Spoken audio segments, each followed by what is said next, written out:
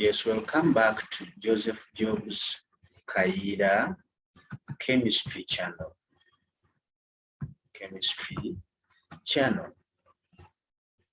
I told you I'm a chemistry teacher at both A and O level. And I'm once again here to continue with what we looked at in our introductory part of electrolysis. This is a video made for O-level students, Senior 3 stroke Senior 4. In our previous lesson of video, I looked about the introduction to electrolysis. I also looked about, I had started key terms. Which key terms we need to know in electrolysis? The first key term was an electrolyte. How did I define an electrolyte? I said this is a substance. We can call it a compound. Said an electrolyte is a compound that conducts electric current. In aqueous or molten state and is decomposed as it does so, and is decomposed as it does so. I gave you examples and I told you electrolytes use free mobile ions to conduct electricity. Electrolytes use free mobile ions to conduct electricity. Then I also emphasized that metals are also conductors, but you cannot call them electrolytes because for them they use free mobile electrons. Metals use free mobile electrons. Sometimes we call these the localized electrons. And we said that it's not only metals that use free mobile electrons or the localized electrons, but also one known non-metal, which is graphite. Remember that from its structure. Okay. Here we get a question that I want us to answer. Explain why deionized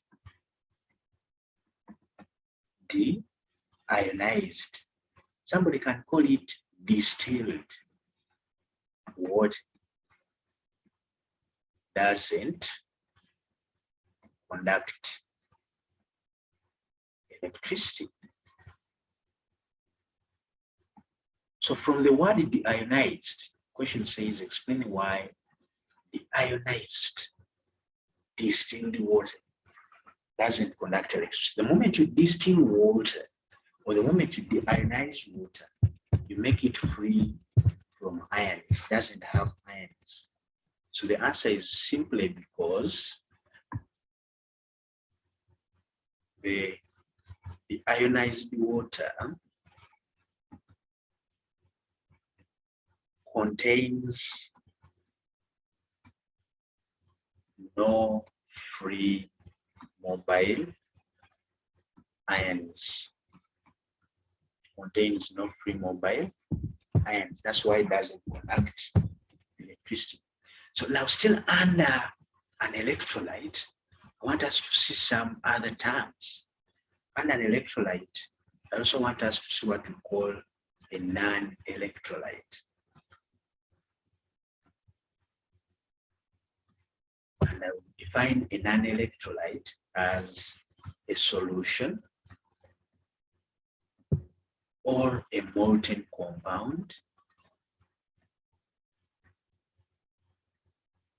which cannot conduct electricity. It is a solution or a molten compound which cannot conduct electricity. Okay. So the reason is because these ones now don't have free mobile ions in them. They are non-ionic, in other words. They cannot ionize in water. They have covalent bonds between the atoms that are in them. Okay? So they cannot conduct electricity because they have no free mobile ions in solution. Have no free mobile ions. Can you think of an example or examples of solutions? I want you to think of solutions or molten compounds that cannot conduct electricity. Yes, you can think of sugar solution.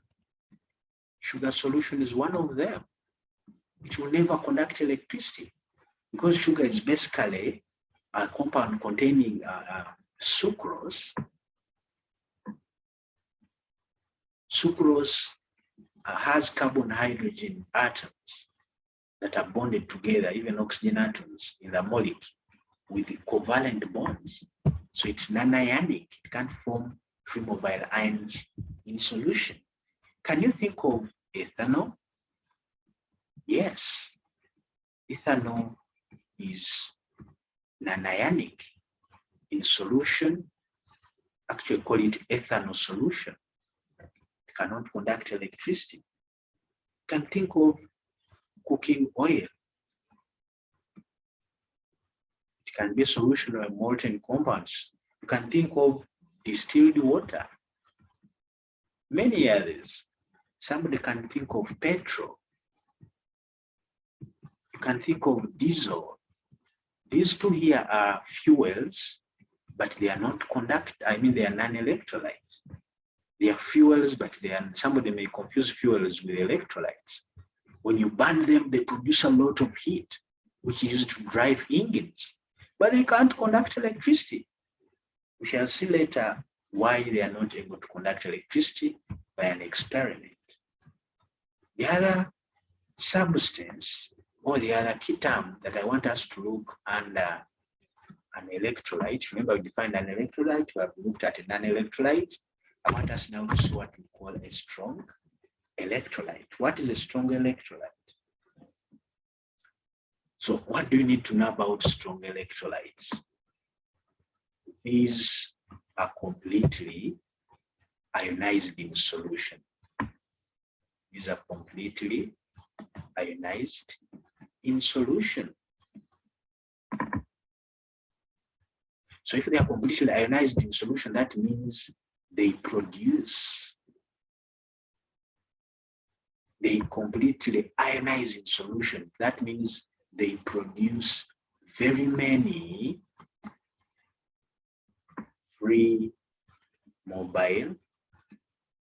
They produce very many free mobile ions. Can we look at examples? Yes. All strong acids in solution. The moment you dissolve them in water in solution, they are strong electrolytes. All strong bases are strong electrolytes. All known salts, so long as they easily dissolve in water, so long as they are soluble in water, are strong electrolytes. Can we see examples? Dilute hydrochloric acid. Dilute hydrochloric acid. It completely ionizes in solution. That's why I'm putting aqueous here to give us hydrogen ions and chloride ions. So it's a strong electrolyte. Please, young girls and boys, think of a solution of sodium hydroxide, that is sodium hydroxide aqueous. It will completely ionize, form sodium ions and hydroxide ions. Think of calcium chloride, maybe. It's a salt. This is a salt. it will completely ionize to give us free mobile calcium ions and two chloride ions. Yes, please, ladies and gentlemen, think of sulfuric acid solution, actually dilute sulfuric acid. It should be dilute to be a good conductor. I mean a good electrolyte, not a conductor. So it will completely ionize to give us hydrogen ions, 2 of them, and then the sulfate ion. Are we together? Yes, we are. Now, we have looked at an electrolyte.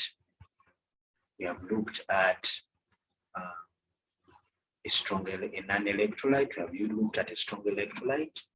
Can you allow me look at what we call a weak electrolyte? Why not? Weak electrolyte. So this is the opposite of a strong electrolyte. Whereas strong electrolytes completely ionize in solution, form very many free mobile ions. What happens with a weak electrolyte? For the weak electrolyte, this one slightly ionizes. It's an electrolyte that slightly ionizes. In solution, this one is very important. It must ionize in solution. It must ionize when dissolved in water, but only slightly to form few free mobile ions. Okay, they are very few. Form very few free mobile ions. Okay, here you can think of all weak bases and weak acids. For example, all weak bases and weak acids are weak electrolytes. I have an example. For example, let me see, ethanoic acid. This one here is called ethanoic acid. It's a weak acid. Therefore, means it's a weak electrolyte. So in solution, it's only slightly ionized. That's why you see me using reversible arrows. Those ones mean partial ionization or slight ionization. To give us which ions, here we have the ethanoic ion. This one is the ethanoic ion. And then the hydrogen ion. This one here is the hydrogen ion. So whereas they are conductor, I mean they are electrolytes also. I don't want to confuse the words conductor and electrolyte, but they are weak electrolytes because they slightly ionize in solution. Another one is, somebody can think of ammonia solution. Somebody can think of ammonia solution. Ammonia solution. In solution, ammonia ionizes this way. For ammonia, you need to add water here. So for it to ionize to form ammonium ions and hydroxide ions. I'm not using ammonium hydroxide. I'm not writing it like this. Although somebody may wish to ionize this from the ammonium ion and hydroxyl ion, which would be okay. But this is the best option. For ammonia, add water here to give you the ammonium ion and the hydroxide ion. Why? Because they are slightly ionized in solution. Ammonia is slightly ionized in solution. Okay, can I make a note here? Why not? Allow me to make this note. This note says that sodium hydroxide, most of you have seen sodium hydroxide in the laboratory. It exists as solid substances called pellets. Sodium hydroxide pellets, solid aluminium sulfate.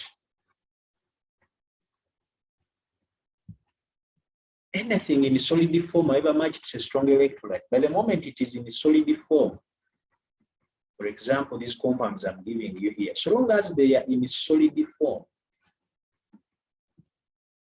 the moment they are in a solid form, solid form, solid lead 2 bromide, do not conduct electricity. Do not conduct electricity. Reason? What's the reason? What's the reason? The reason is not because they are solids, not because they are pellets, not because sodium hydroxide is in pellet form. The reason is not because they are not in solution. You need to go ahead and tell us why. The moment they are in solid state, remember they are ionic. Sodium hydroxide is ionic. It has the sodium ion and the hydroxide ion in it. Aluminium sulfate is ionic. It has the aluminium ion in it. Actually, 2 of the aluminium ion is in one molecule, and then 3 sulfate ions. But they don't conduct electricity, yet they are ionic. Even in a solid state, they are ionic. So what prevents them from conducting electricity in the solid form? This is the reason which you should give. The reason is because the ions are intact and not free to move.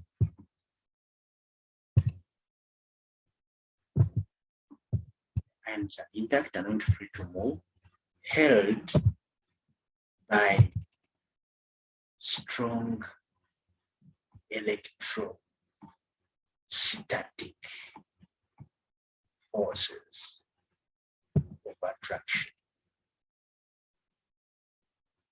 The ions in them are intact, not free to move, held by strong electrostatic forces of attraction, which you usually call ionic bonds. However, in aqueous solution, they can conduct because now the ions are free to move, because the electrostatic forces of attraction are now broken. Actually, that can also be a question. Why are they able to conduct electricity in solution? Explain. It's because they are free mobile ions as a result of the strong forces, the electrostatic forces of attraction being broken once the compounds are dissolved in water. That has been one term. The other term I want us to see is electrons. And that's where this video will end. In our next video, we shall complete the third key term I want us to know. So what do we need to know about electrodes? Electrodes are the 2 poles. These are the 2 poles made up of carbon. Or any other metal. It can be carbon, it can be zinc, it can be platinum, it can be any other metal. It can be titanium.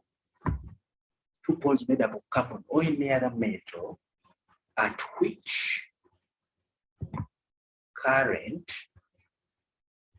enters or leaves an electrolyte. At which current enters or leaves an electrolyte. Okay? At which current leaves or enters an electrolyte. Now there are 2 electrodes that we normally use. One of them is the anode, we meet this term, and the other one is the cathode. We shall summarize this later in a diagram. Actually, I'm going to summarize it in a diagram at the end of this. What is the anode? we need to know that the anode, it is the electrode at which oxidation occurs. This is the electrode at which oxidation occurs. We shall later see its sign. It's usually called a positive pole, but I will define it as an electrode at which oxidation occurs. And what's the cathode? The cathode, the opposite of oxidation. I hope you looked at what we call redox reactions. And you know what oxidation is. Oxidation is loss of electrons. In this concept, we shall look at as loss of electrons. And then, okay, you can actually call it electron at which loss of electrons occurs. Then the cathode is the electrode at which reduction occurs. What is reduction in electrochemistry? Gain of electrons.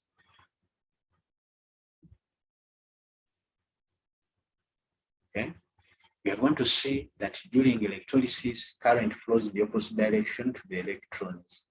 As electrons flow from anode to cathode, I want you to know that during electrolysis, electrons flow from anode to cathode, according to this definition. At the anode, there is loss of electrons. These electrons that are lost now come to the cathode, where they are gained, where reduction occurs. Okay, so that implies that electrons flow from the anode to the cathode. And as that happens, current will flow from the cathode to the anode. So electrons always flow in the opposite direction to the current. Can I look at the last term?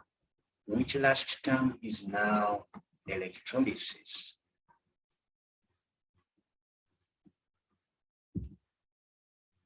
And the definition of this is almost marking the end of our video. What is electrolysis? We have looked at most of the key terms. Is the decomposition of an electrolyte in aqueous or molten state. Decomposition of an electrolyte in aqueous or molten state by passing an electric current through it. By passing an electric current through it. So that's the definition. You're decomposing an electrolyte. Which electrolyte should be in its aqueous or molten state? It should be in water, or it should be heated to melt. How is the decomposition done? By passing an electric current through the electrolyte. Lastly, let us look at setup of apparatus used in electrolysis. How do we set up that apparatus? I want you to see my diagram. I'm going to draw a very simple diagram of this kind. That's the battery. And always the long line here represents the positive pole, the shorter one represents the negative pole. So that's my battery. What's this?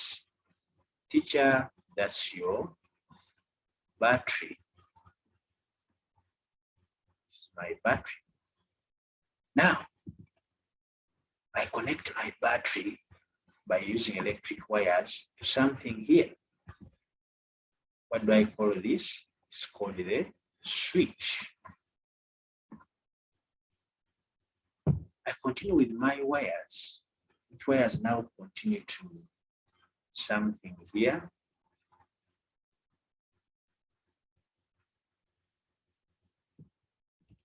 What shall I call this? I'll call this a bulb. Call that a bulb. Continue with this wire here.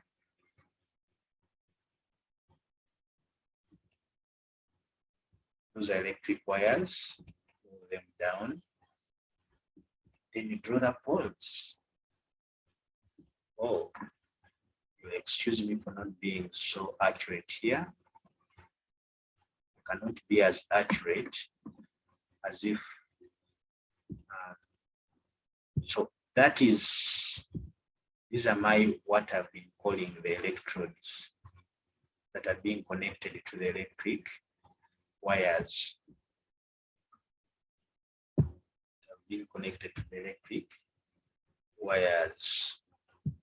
So this is a setup of electrolysis. The electrodes are immersed in this solution here. Solution we are calling the electrolyte. Now in this type of cell, this negative terminal is always connected to the negative, is always connected to the negative pole. The negative terminal of the battery is connected to the negative pole. And that negative pole is always called the cathode. Then the positive side of the battery, the longer line here, which represents the positive side, is connected to the positive pole. The positive pole is always called the anode. And we have said that always electrons flow from the anode to the cathode.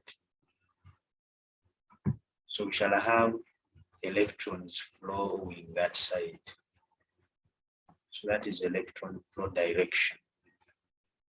And then the current will flow the opposite side. So current will flow this side.